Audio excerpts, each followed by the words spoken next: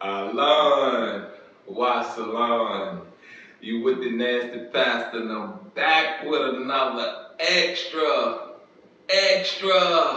another, man, this the one. This the one, you know, this Kemetic lifestyle, this spirituality, you know, if we really dig deep into it, it's a blueprint.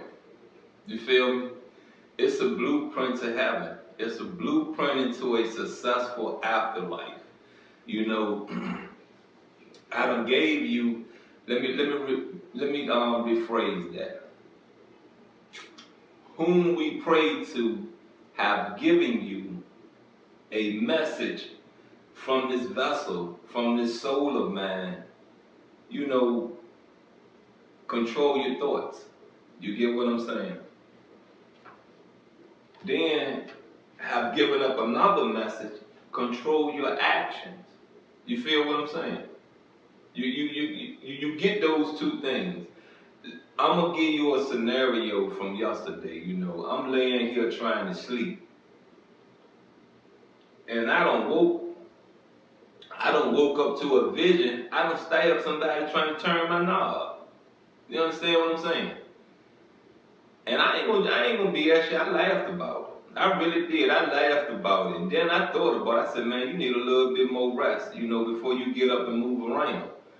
So, you know, like I said, like in my post I said, let me go on back to sleep and see what else I can do. Maybe I can go on and do some other, you know, stuff in the name of whom I pray to. For real, you get what I'm saying? And if I'm doing it in my sleep, and it's not a reality, come on, man, that's a warning to anyone. You understand me? That is a warning to anyone. Don't ever turn my knob, and don't ever think I won't hurt you. You're wrong. You get me? You're wrong. The biggest part about it, I can sleep with it. Because if I couldn't sleep with it, I wouldn't have went back to sleep. Now let's go on and get into this third extra. And this third extra is about devotion and purpose. Now, for those that don't know what devotion is, let's roll. Let's look it up.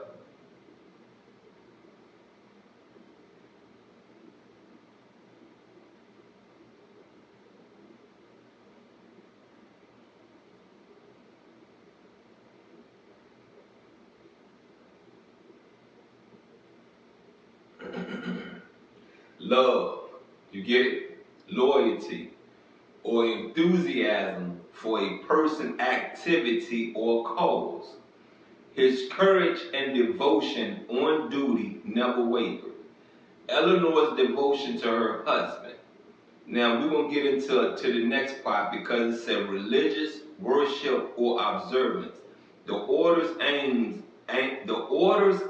was to live a life of devotion, devotions, prayers, or religious observance. She went to her devotions. Now let's get in purpose.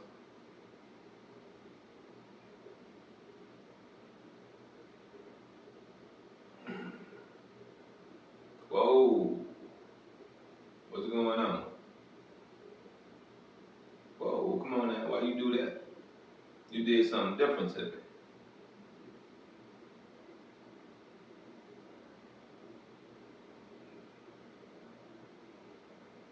It keep going somewhere else, but I'm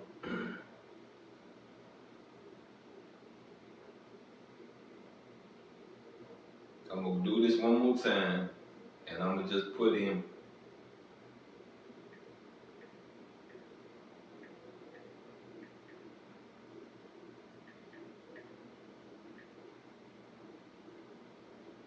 Okay, purpose. The reason for which something is done or created or for which something exists. The purpose of the meeting is to appoint a trustee. The building is no longer needed for its original purpose. You have another way, design or intend. The clinic was specifically purposed for that age group. You have another one, have something as one's intention or objective. So let me say this to you right quick, you know what I mean? We all have a purpose upon this rock, right? And if you really in my readings, if you're really on my accounts, you know, I believe that once your purpose is done up on this rock you call home, you get what I'm saying? Your purpose. We all have a reason of being here. You understand? We all have something to do. You're going to have to figure out what your something to do is. You know, I figured out is to save a life. All of us out here are to save a life. You get what I'm saying? I know that if the scriptures are true and exact, how many lives you think Jesus has saved? Many, a multitude of. Because there's a lot of people that you're not going to steer them away from Jesus. You just not. They're going to try their best to walk in Jesus' light. They're going to try their best to mimic everything about Jesus that they know. You get it? You understand? Jesus had a purpose. Boom. Jesus was very devotional. You get what I'm saying? To whom we pray to. You get it?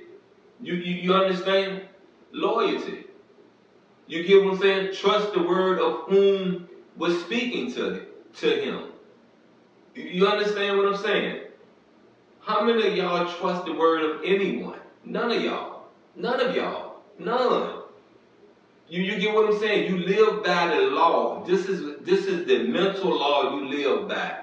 If I can see it, I can believe it.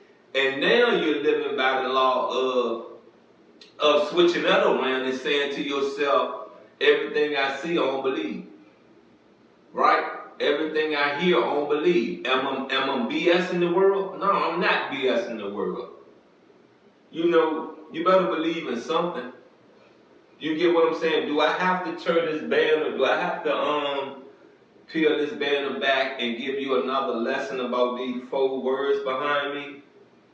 Let go, belief, faith, strength. Let go, belief, faith, strength. You better get to believing in something. You get me? You should let go a lot of hate that you have in your heart. You should let go a lot of mistrust you have in your heart for people that you don't know. You get what I'm saying? You don't know me. You understand what I'm saying? There should not be a wall of negativity putting in front of you towards me. There should not be a wall of negativity I put on towards you. I don't know you. You get me? I do know how far to go in my trust until I get to know you. You understand what I'm saying? I do know that. And to you women, you know, since you have so many relationship issues, to you women, since you have so many relationship issues, how about you do this when you meet that man? When you meet that man that make you feel warm inside, you get me? And I ain't talking about warm inside because his physical appearance, you know what I'm saying, got you moist. I ain't talking about that one. I'm talking about that feeling of love. Why don't you ask that man? Stop asking yourself. Stop asking your friend. Stop asking your mama, your daddy. You get me? Ask that man, what is your purpose? Purpose. Purpose. You get me? Purpose in my life. See if it matches up. See if what comes out that man's mouth verbally matches up physically. You understand what I'm saying? It should match up, right? Because if that man in your life to love you, then that means that that man should understand every action you do, right or wrong. I don't care if it's wrong. There should be some understanding at the end of the day, right? Right? It shouldn't be no big feud. It shouldn't be no big argument. There should be something there that says, okay, let me shut my mouth up, let this woman talk. let me pay attention and let me get an understanding why this decision was made. Because just because, let's say I'm the person that you know is with this woman, just because this woman has made a mistake, you get what I'm saying? A mistake does not mean that it still shouldn't be understood why this mistake was made. Because in her moment, in her time, maybe it seemed right, but tomorrow or the next week or the next month or the next year, it came back and hindered her. And that's where communication comes in. You feel me? Communication, because if you was there to communicate with this woman about her decisions, just maybe she wouldn't have made it. So once again, what part do you play in the relationship of your woman making bad decisions? And your part was not being there. You get it? Not being there. And sometimes not being there is that woman not having enough confidence in you helping her make the right decisions. Look, you've been with the nasty pastor, and it's been another extra. You got me? Another extra that should save your life. I'm out, and I love you.